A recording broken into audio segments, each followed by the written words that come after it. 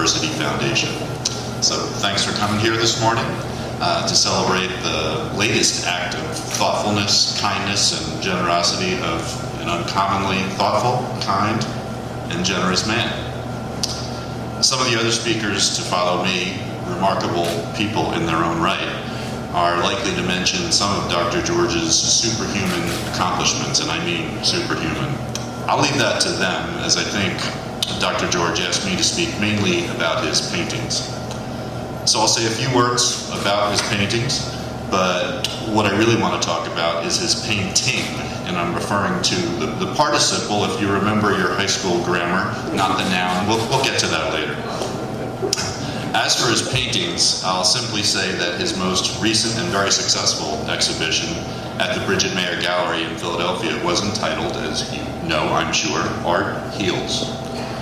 To spend time with his paintings is to know that that exhibition could not have been more aptly named. So with healing in mind, I need to say that I'm in a stressful business. Fundraising is stressful.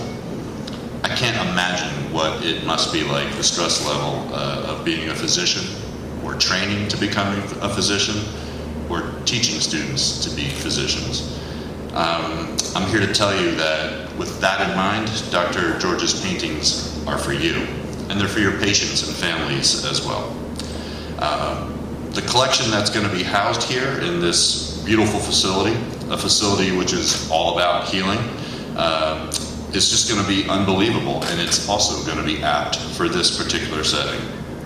So I have a little exercise that once everything is installed, I'd like you to perhaps find a moment to take part in.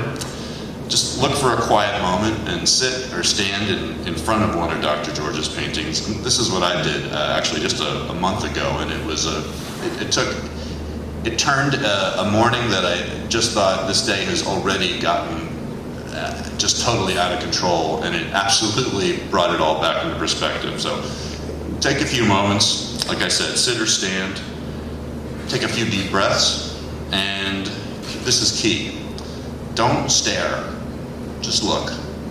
Just be with one of his paintings. And if you can, gradually let your mind go blank. I've got what they call, in the mindfulness world, monkey mind. I got constant dialogue and inner dialogue, not all of it particularly helpful going on in my head. Try to let that fade away a little bit. And if you're like me, the first thing you'll notice is your neck muscles kind of relax a little. Next thing, the shoulders drop maybe an inch or so. Things are a little quieter. And then you're breathing more deeply without even consciously attempting to do so. Then, if you just give it another minute, maybe less, you'll start to get lost in the colors, the brush strokes, and you'll find yourself not exactly thinking about something peaceful, because that's like an intentional act. I think you'll just be experiencing something. And for me, that experience is calm, with a capital C-A-L-M. Trust me, maybe you won't have that exact experience, but you'll feel better. Art heals. So I'll close with an observation about Dr. George's painting, and that's the participle, what I'm going to talk about. I didn't know Dr. George when he decided to become a physician, which is evidently the exact same time he decided to become an attorney. I don't know who the hell does that. What's wrong with you? Neither did I know him when he became one of the first physicians in the United States to embrace emergency medicine as a specialty. And I certainly didn't know him when he built a fabulously successful business. I can say, however, that I met him not long after he decided to begin to heal himself by taking on an entirely new discipline, something he was not trained in, and probably something he never imagined as a young man that he would do. But he did it, and he did it at, shall I say, a mature age, which is alone an obstacle. A lot of people get to a certain age and they think, you know what, I can't take on something new. Something so big. But he did it.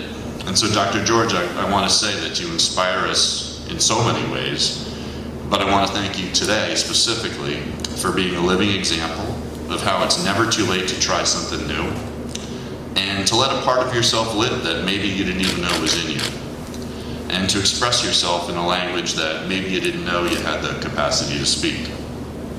That's a new inspiration from a man who's done a whole hell of a lot of inspiring over the years. So for that, Dr. George, I say thank you.